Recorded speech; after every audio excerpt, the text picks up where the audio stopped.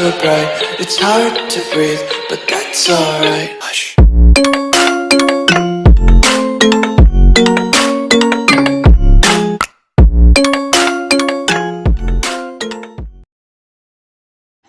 सो hey guys, start करते हैं हम इस वीडियो को।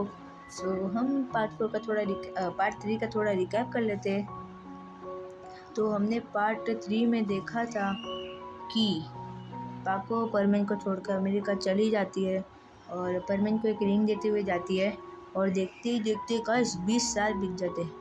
20 साल भाई, 20 साल कुछ ज़्यादा ही हो गए यार, लेकिन हो गए तो हो गए। और वो 20 साल में परमेन एक बहुत बड़ा आदमी बन चुका है और वो बदल चुका है। वो अपने कामों में हर वक्त बिजी रहता है क्योंकि अब वो बहुत बड़ा हीरो बन चुका है गाइस, फिल्मों वाला हीरो। और ऐसे में एक दिन परमेन को अमेरिका से एक बहुत बड़ी फिल्म से ऑफ़र आता है कि उस फिल्म में परमेन को हीरो बनने का मौका मिला है और परमेन इस फिल्म के ऑफ़र को एक्सेप्ट कर लेता है गाइस, एक्सेप्ट। और पता है परमेन क्यों एक्सेप्ट करता है? क्योंकि अमेरिका में कौन है? हमारी पाको है अमेरिका में। तो परमेन इस वजह से एक्सेप्ट कर लेता है। और चलो आगे बढ़ते हैं। और परमेन के दिमाग में चल रहा था कि यार मैं मिलूँगा पाको से, मैं मिलकर रहूँगा अब की बार। और वो सोच रहा था कि अब तो पाको बहुत बड़ी हो गई होगी, तो यही एक मौका है जिससे मैं पाको से मिल सकूँ। सो गाइस, अगर आगे बढ़ने से पहले अगर आपने पार्ट 1, 2, 3 नहीं देखा है तो देख लीजिए, नहीं तो आपको पार्ट 4 समझ नहीं आने वाला है। तो मैं इनकी लिंक में डिस्क्रिप्शन में डाल चुका हूँ, तो आप देख लेना। तो कंटिन्यू करते हैं। और परमेन ठान लेता है कि वो ज़रूर अमेरिका में पाको से मिलेगा, यानी मिलेगा तो मिलेगा, चाहे धरती आसमान एक ही क्यों ना हो जाए, वो मिलेगा। फिर परमेन पाको की दी हुई अंगूठी पर देखता है और पाको को याद करने लगता है। फिर उसके बीते हुए दिन याद आते हैं, तो परमेन के साथ लाइफ स्पेंड की थी वो दिन याद आ जाते हैं। और पूरा दिन ऐसे ही गुजर जाता है परमेन पाको की याद में। और परमेन की फ़्लाइट थी उसके अगले दिन, तो वो अपने कपड़े, सामान, लैपटॉप सब पैक कर लेता है और सुबह निकलने की वेट करता है। तो उससे सुबह जल्दी निकलना था, तो वो जल्दी सो गया रात को। और परमेन को नींद नहीं आ रही थी क्योंकि उसको पाको से मिलना था। पाको की मिलने की एक्साइटमेंट में उसको नींद नहीं आती है और परमेन की नींद अधूरी रह गई क्योंकि वो सो नहीं पाया अच्छे से। तो फ़्लाइट के लिए टाइम हो जाता है, फ़्लाइट का निकलने का, उसकी नींद अधूरी रह गई। उसको फ़्लाइट पे निकलते टाइम पे उसको बहुत नींद आ रही थी, तो वो मुँह धो के रेडी होने लगा, फ्रेश होके कोशिश करते कि मेरी नींद भाग जाए, पर नींद कहाँ मानती है, पर ट्राई कर रहा है। वो फ्रेश होके फ़्लाइट के लिए निकलने की तैयारी करता है। फिर परमेन अपनी गाड़ी में बैठता है, एयरपोर्ट के लिए निकलता है। ये कि बहुत ट्रैफिक थी, तो लेकिन किसी तरह वो एयरपोर्ट पहुंच जाता है और परमेन चला जाता है। वो अमेरिका वाली फ़्लाइट में बैठ जाता है और कुछ ही देर में वो प्लेन टेक ऑफ हो जाता है अमेरिका के लिए। तो प्लेन टेक ऑफ होने के बाद कुछ रास्ते में परमेन को नींद आ गई और वो प्लेन में ही सो गया। और परमेन सपना देखने लगता है पाको के साथ। और परमेन के सपने में आता है कि पाको उसे हग कर रही है, किस कर रही है, और वो अचानक ही अपने मन में पाको पाको कहते हुए उसकी जो नींद है वो टूट जाती है। भाई ऐसा सपना आगे किसी नींद ही टूट गई लो। और कुछ ही देरों में वो प्लेन अमेरिका पे लैंड हो जाती है। फिर परमेन उतरता है अमेरिका पर और वो देखा कि क्या देखा उसने? हाँ, तो उसने देखा था कि उसे लेने के लिए बहुत बड़ी कार आई थी। तो वो कार में बैठता है और अपने पर्सनल होटल के लिए निकल जाता है। फिर वो सोचता है कि रेस्ट करने के बाद पाको को ढूंढने के लिए वो निकलेगा। सो उसका होटल आ जाता है और वो रेस्ट करने लगता है। सो रेस्ट उसके करने के बाद वो पाको को ढूंढने के लिए निकल जाता है। पाको को ढूंढने से पहले वो थोड़ा खाना पीना कर लेता है। फिर वो सोचता है कि पाको को ढूंढने के लिए निकल ही रहा हूँ, तो उसके लिए गिफ्ट ले लेता हूँ। सो वो गिफ्ट भी ले लेता है और पाको को ढूंढने निकल गया। और गाइस वो गिफ्ट में एक रिंग थी बहुत सुंदर सी। सो वो गिफ्ट थी पर मैंने सोचा कि ये गिफ्ट उसे अच्छा लगेगा। सो पाको को ढूंढने के लिए वो निकल गया। फिर पर मैंने पाको को बहुत ढूंढा लेकिन पाको उसे नहीं मिली।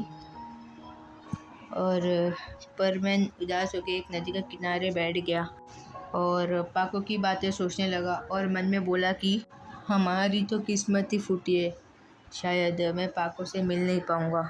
और परमैन उसी नदी के किनारे 1 घंटा बैठा रहा। फिर शाम हो गई। फिर तभी अचानक उसकी मैनेजर आती है और बोलती है कि सर चलिए, आपको रेस्ट करना होगा क्योंकि कल आपकी शूटिंग है तो आपको रेस्ट करना होगा। सो परमैन बोलता है कि हाँ चलो रेस्ट ही कर लेते। और ये कहते ही परमैन अपनी कार में बैठकर होटल में पहुंच गया। सो ऐसे ही वो दिन भी गुजर गया और सुबह का दिन आता है। जब भी मित्सु सो रहा होता है तभी उसकी मैनेजर आती है और बोलती है कि मित्सु सो के उठा ही था। फिर उसकी मैनेजर बोलती है कि आपकी साथ में जो हीरोइन है उसके पैर में चोट लग गई है, सो एक्टिंग नहीं कर पाएगी। सो उसकी जगह पे दूसरी हीरोइन है मिसेस सुमीरे। सो मिस सुमीरे आपके साथ एक्टिंग करेगी। और ये सुनते ही परमैन बोलता है कि क्या मिस सुमीरे, मैं सपना देख रहा हूँ क्या यार, मैं अभी भी नहीं उठा लगता है। फिर अपने आप को एक थप्पड़ देते मारता है, बोलता है नहीं सच है मिस सुमीरे मेरे साथ काम करेगी। तभी उसकी मैनेजर बोलती है विजय सर, और मिस सुमीरे ने आपको बुलाया है एक होटल में। सो मिस्टर बोलता है हाँ 10 मिनट में मैं रेडी होता हूँ, फिर चलते हैं। सो तुम गाड़ी निकालो, मैं आता हूँ।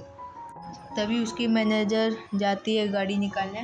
सो उसकी मैनेजर चली जाती है गाड़ी निकालने और परमैन सोचने लगा कि मिस सुमीरे तो पाको की फ्रेंड है, सो मैं उसे आसानी से पूछ सकता हूँ कि अभी पाको कहाँ है। फिर परमैन तैयार हो जाता है। अब उसे रहा नहीं जाता कि वो पूछे सुमीरे से कि अभी पाको कहाँ है। सो उसे रहा नहीं जा रहा था कि वो सुमीरे से मिले जल्दी। सो परमैन तैयार तो हो ही गया था। वो एकदम हैंडसम लग रहा था, जैसे घोड़े पे सवार है राजकुमार। फिर परमैन फटाफट निकलता अपनी गाड़ी में बैठता सुमीरे के लिए निकल जाता है, सुमीरे से मिलने के लिए। अरे ये लेडी बग किसने लगाया? ओए एडिटर वाले, लेडी बग क्यों लगाया भाई? बता मुझे जल्दी, लेडी बग क्यों लगाया? क्योंकि मुझे लेडी बग पसंद है और परमैन की फोटोज मुझे चाहिए, तो मेरे को 5-6 फोटोज भेजने वाला था, अभी तक भेजा नहीं। अरे हाँ बाबा हाँ, परमैन का भेज दूंगा, लेकिन ये लेडी बग का क्यों लगाया यार? क्या करूँ अब मैं? लेकिन तू परमैन की फोटोज को रिपीट तो कर सकता है ना, जैसे अभी 1-2 बार किया था तो ऐसे ही कर देता। नहीं, मैं सोचा थोड़ा पब्लिक को भी देखने दो लेडी बग का फोटो, और क्या।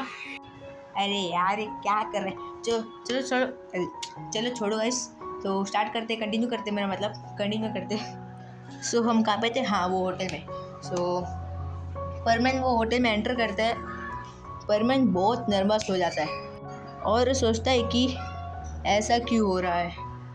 फिर परमैन ने मिस सुमीरे को देखा और परमैन अपने मैनेजर को कहा कि तुम अभी बाहर वेट करो, मैं अभी आता हूँ। और परमैन और मिस सुमीरे एक ही साथ है, दोनों पास में ही बैठे हुए हैं। परमैन मिस सुमीरे को देखता है और बोलता है कि मन में बोलता है कि कितनी सुंदर हो गई है इस मिस सुमीरे। और परमैन के दिमाग में ऐसा गाना भी बजने लगता है, चांद वाला मुखड़ा लेकर चलो ना बाजार में। इधर कुछ और ही हो रहा था। फिर मिस सुमीरे को बोलता है कि हेलो मिस सुमीरे, आप कैसी हो? सो परमैन हाथ पकड़ के बोलता है। तो फिर सुमीरे उसकी तरफ देखती है और तभी परमैन के दिमाग में आता है कि मैंने ये हाथ कहीं तो छुआ है, क्योंकि मैंने आज तक तो सुमीरे का हाथ कभी नहीं छुआ, तो यार मैंने कैसे छुआ? तो ऐसा शक होता है। सो गाइस, अगर आगे का आप गेस कर सको तो गेस कर लेना। सो इसके साथ हमारा इधर एंड होता है पार्ट 4। और अगर हाँ, और मैं एक कुछ बताना चाहता हूँ, और मेरा पता है हर एक वीडियो हर संडे को आ सकता है, क्योंकि हफ्ते में एक ही वीडियो शायद मैं ला सकता हूँ, एक नहीं तो 2 लेके आ पाऊँगा, क्योंकि अब मेरे स्कूल भी खुल चुके हैं। सो इसी वजह से मैं हफ्ते में 1 या 2 वीडियो ही ला पाऊँगा। सो चलो गाइस मैं चलता हूँ, और लाइक एम है 20। तो गाइस चलो मैं चलता हूँ, बाय बाय, गुड बाय। और इस एडिटर भाई को भी तो देख लूँ, इसको रिपीट क्यों नहीं किया भाई, इसको रिपीट करने को नहीं हुआ, रेडी बग का डाल दिया, रिपीट करने को नहीं हुआ। अरे क्या बोल रहा हूँ मैं, इसको रिपीट करने को नहीं हुआ। अब इसकी तो खैर नहीं, अभी इसको बताता हूँ। Zombie apocalypse.